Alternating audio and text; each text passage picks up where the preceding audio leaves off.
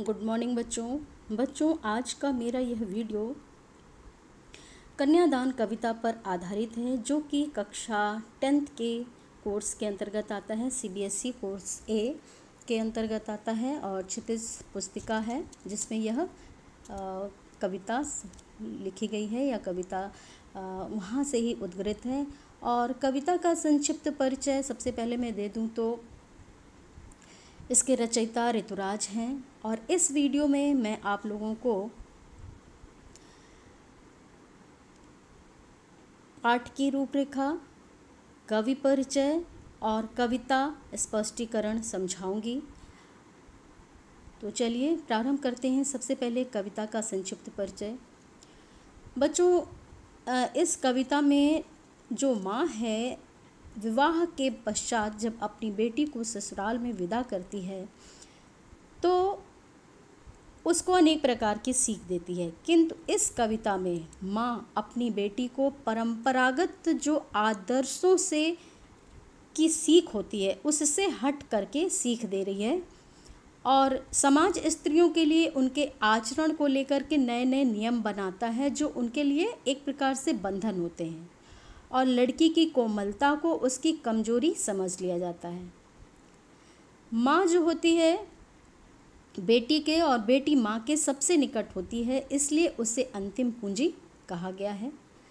सामाजिक जीवन में स्त्रियों के प्रति हो रही घटनाओं को ध्यान में रखते हुए माँ ने अपनी पुत्री को नवीन शिक्षा दी है, आदर्शों से हट करके शिक्षा दी है तथा उसको सचेत भी किया है। यही इस कविता का सार कह सकते हैं। तो सबसे पहले हम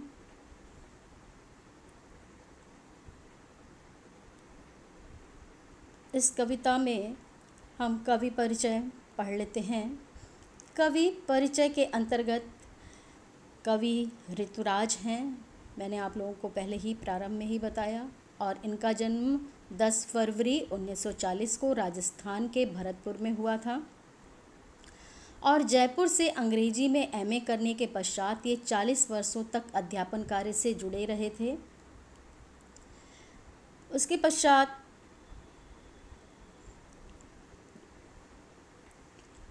इन्होंने सेवानिवृत्त होकर के 3 वर्षों तक चाइना रेडियो इंटरनेशनल में विदेशी भाषा विशेषज्ञ का पद संभाला। इनकी कविताओं में सामाजिक शोषण एवं विडंबनाओं का यथार्थ चित्रण मिलता है। अब तक इनके 10 काव्य संग्रह मैं आंगीरस, पुल पर पानी, एक मरण धर्मा और अन्य लीला, मुखारविंद, सूरत निरत, आशा नाम नदी, कितना थोड़ा वक्त, अबेकस, प्रबोध, चंद्रोदय एवं चुनी हुई कविताएं प्रकाशित हो चुके हैं। लज्जा राम मेहता इनकी आलोचनात्मक एवं कविता की बात संपादित रचना है।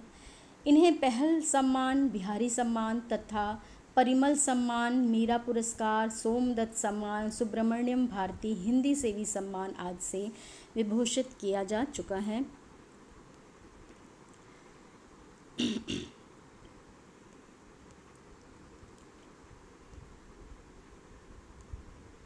पाठ की रूपरेखा मैं आप लोगों को बता चुकी हूँ। एक बार पुनः रिवीजन करा दे रही हूँ। पाठ की रूपरेखा क्या है कि इस पाठ में जो स्त्री जीवन के प्रति कवि की गहरी संवेदनशीलता प्रकट हुई है और कवि ने स्त्रियों के लिए कोमलता के गौरव में छिपी हुई कमजोरी के उपहास का विरोध किया है और कविता में कोरी भावुकता नहीं बल्कि माँ के संचित अनुभवों की पीड़ा की प्रामाणिक अभिव्यक्ति है। माँ अपनी भोली भाली निश्चल हृदय और अनुभव शून्य बेटी को स्त्री जीवन में आने वाली कठिन परिस्थितियों के प्रति सचेत करती हुई आदर्शीकरण का प्रतिकार करने की सीख दे रही है और इस कविता में स्त्री जीवन को दुखमय बनाने वाले जितनी भी कुरीतियाँ होती हैं उनकी मार्मिक अभिव्यक्ति भी हुई है। तो पाठ का संक्षिप्त परिचय और रूपरेखा आई थिंक आप सभी को समझ में आ गया होगा। तो चलिए हम प्रारंभ करते हैं। कविता की प्रारंभिक पंक्तियां हैं। कितना प्रमाणिक था उसका दुख, लड़की को दान में देते वक्त, जैसे वही उसकी अंतिम पूंजी हो। लड़की अभी सयानी नहीं थी, अभी इतनी भोली सरल थी कि उसे सुख का आभास तो होता था, लेकिन दुख बाँचना नहीं आता था। पाठिका थी वह धुंधले प्रकाश की, कुछ तुकों और कुछ लयबद्ध पंक्तियों की। क्या कह रहे हैं कवि?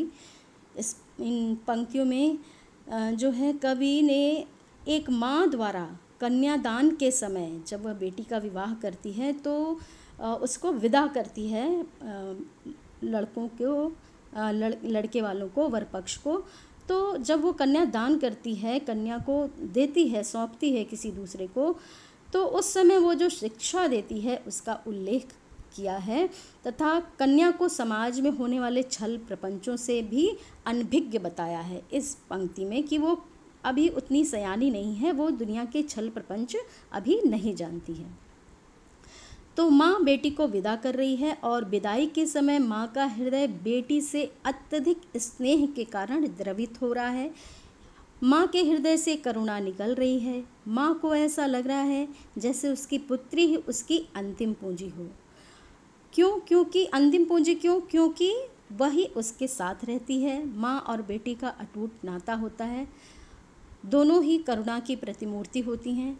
इसीलिए जो कवि हैं वो कहते हैं कितना प्रामाणिक था उसका दुख, यानी बेटी को विदा करते वक्त माँ का जो दुख है वो कितना प्रामाणिक है, कितना सत्य है, कितना वास्तविक है। लड़की को दान में देते वक्त जैसे वही उसकी अंतिम पूंजी हो, यानी कवि कहते हैं कि माँ इतनी दुखी है जैसे वो अपनी अंतिम पूंजी दे रही हो किसी को। अब उसको देने के पश्चात उसके पास कुछ भी बाकी नहीं रह जाएगा, जैसे वही उसकी अंतिम पूंजी हो। लड़की अभी सयानी नहीं थी, अभी इतनी भोली सरल थी। फिर आगे बताते हुए कहते हैं कि जिस लड़की को माँ विदा कर रही है, वर पक्ष को दे रही है, वह अभी सयानी नहीं है। सयानी नहीं है यानी वह दुनिया के छल प्रपंच से अनभिज्ञ है, ठीक है।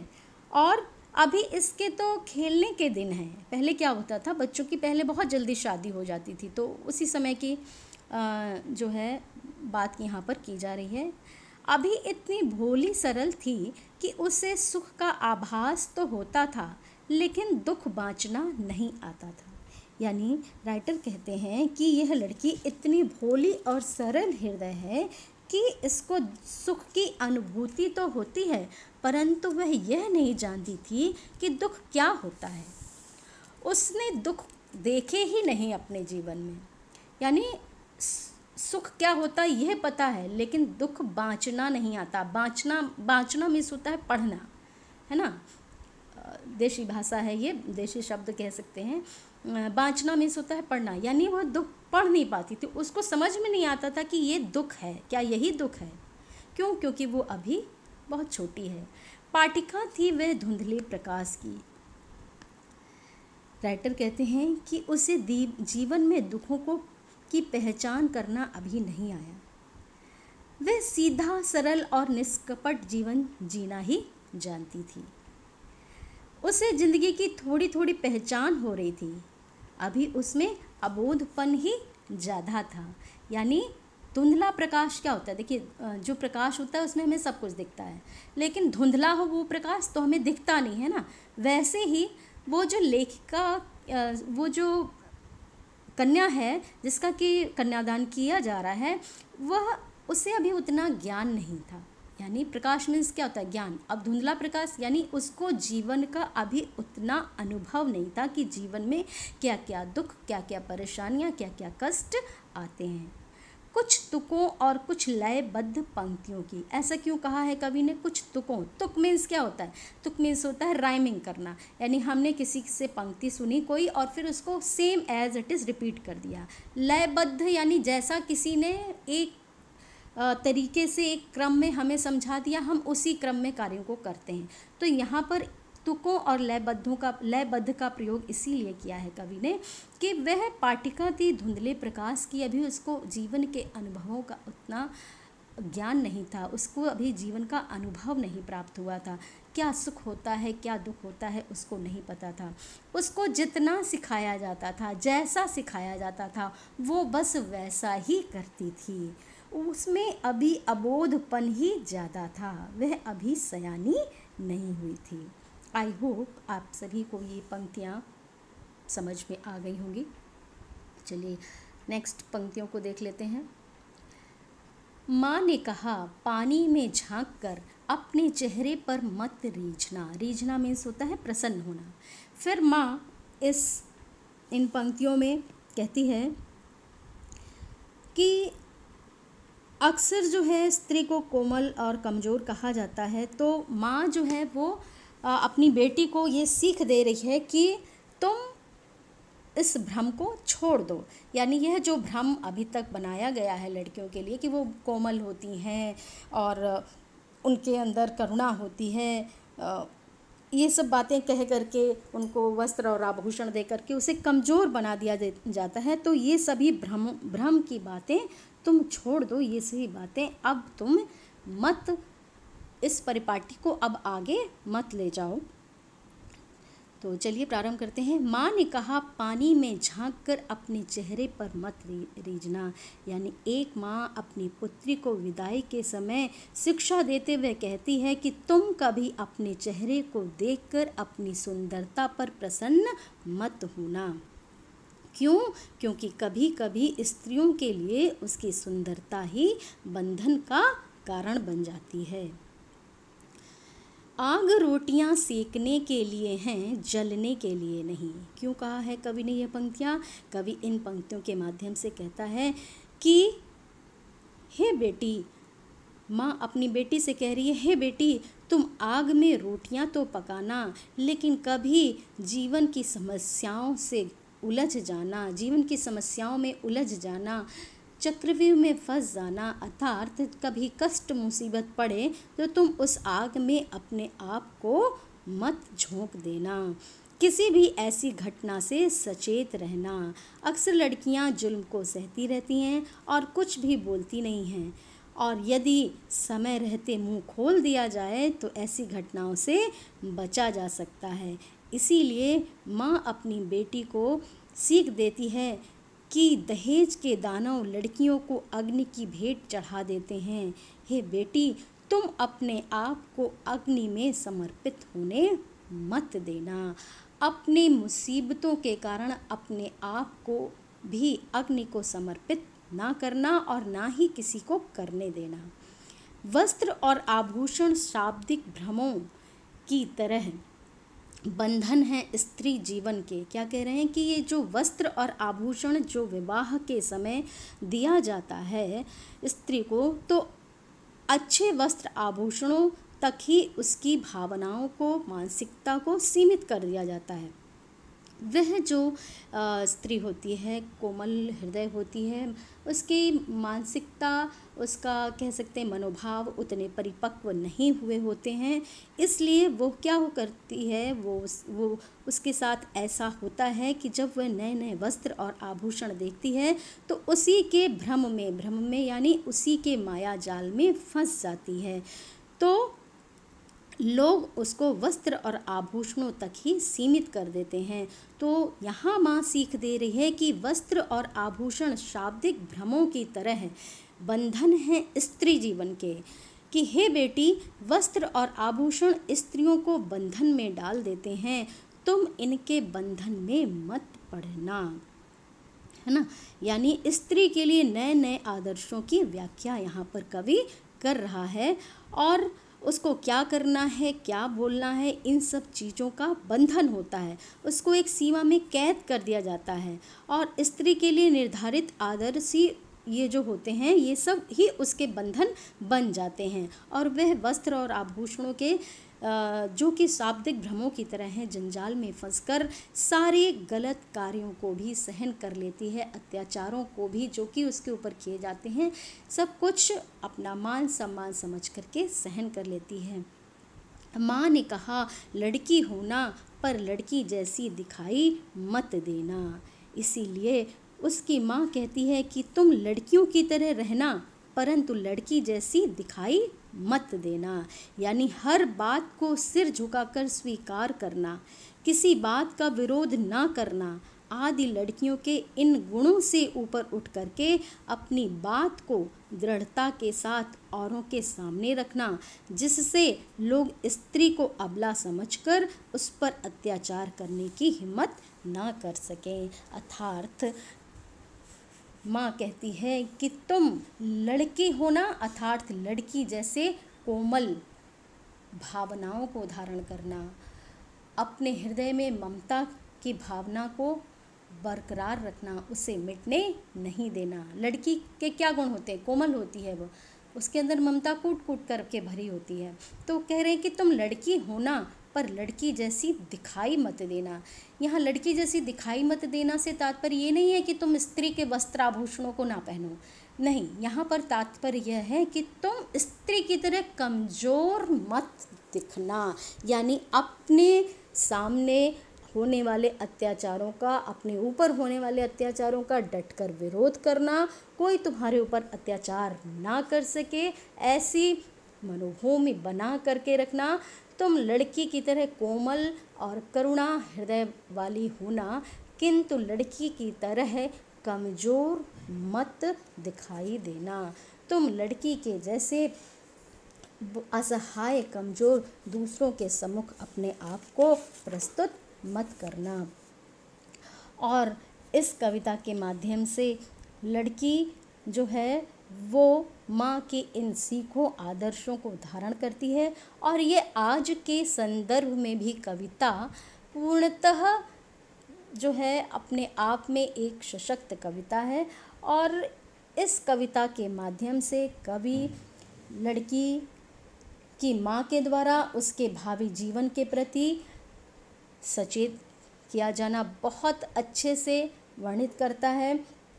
आई होप बच्चों आप सभी को ये कविता स्पष्ट हो गई होगी। चलिए अब हम इस कविता का एक सार रूप में कह लें प्रस्तुत कर दे रही हूँ, ताकि आपको पुनः अच्छे से स्पष्ट हो सके। देखिए, आधुनिक समय में स्त्रियों की दशा में सुधार हेतु अनेक कदम उठाए गए हैं, परंतु ये जो कन्यादान कविता है आज भी वर्तमान समाज का यथार्थ है। यानी ये जो कविता है आज के संदर्भ में भी एकदम सटीक बैठती है। आज भी स्त्रियों का शोषण होता है, पुरुषों की तुलना में उन्हें हीन और तुच्छ समझा जाता है, उनकी कोमलता की विशेषता को कमजोरी के रूप में देखा जाता है। आज भी बड़ी संख्या में स्त्रियां घरेलू हिंसा की शिकार बनती हैं, और स्त्रियों की दशा सुधारने और बिगाड़ने का दायित्व समाज के प्रत्येक वर्ग पर है, परंतु पुरुष वर्ग की जिम्मेदारी सर्वाधिक है, सबसे अधिक है। जब तक पुरुष वर्ग अपनी संकीर्ण मानसिकता का त्याग नहीं करेगा, तब तक स्त्रियों की स्थिति में अपेक्षित सुधार नहीं किए जा सकते हैं। और कवि ने अपनी इस कविता के माध्यम से, एक माँ के माध्यम से लड़की की सुंदरता और कोमलता के गौरव की वस्तुतः सच्चाई बताने का प्रयास किया है, और समाज नारी को आभूषण, वस्त्र इत्यादि दे करके उसे अप्रत्यक्ष बंधन में, सौंदर्य के बंधन में जकड़ लेता है और उसको आभास भी नहीं होने देता है, और आगे चल कर के नारी को सौंदर्य और कोमलता का प्रतिमान घोषित करने वाला ये जो समाज है वही उस पर तरह तरह के अत्याचार करता है, उसका उपहास करता है, और उपहास करने के साथ ही नारी शोषण विभिन्न प्रकार से किया जाता है। इस प्रकार ये जो नारी है वो जो शोषण और दमन का शिकार होती है, यह सब पुरुष प्रधान समाज में बहुत ही सहजता से स्वीकार कर लिया जाता है, जो कि सर्वथा अन्यायपूर्ण और अनुचित है। आई थिंक बच्चों आप सभी को कविता स्पष्ट हो गई होगी। यदि आपको कविता स्पष्ट हो गई हो तो आप इसे लाइक, शेयर और सब्सक्राइब ज़रूर करें। कविता के प्रश्न उत्तर आप सभी को अगले वीडियो में स्पष्ट कर दूंगी। बहुत बहुत धन्यवाद।